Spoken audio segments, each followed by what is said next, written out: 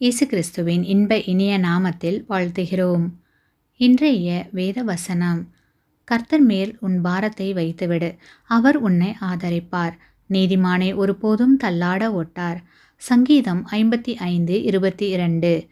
Today's Bible verse: Cast your burden on the Lord, and He shall sustain you. He shall never permit the righteous to be moved. Psalms 55:22. கிறிஸ்துவுக்குள் பிரியமான சகோதர சகோதரிகளே, பெரிய பாரத்தோடு இருக்கிறீர்களா?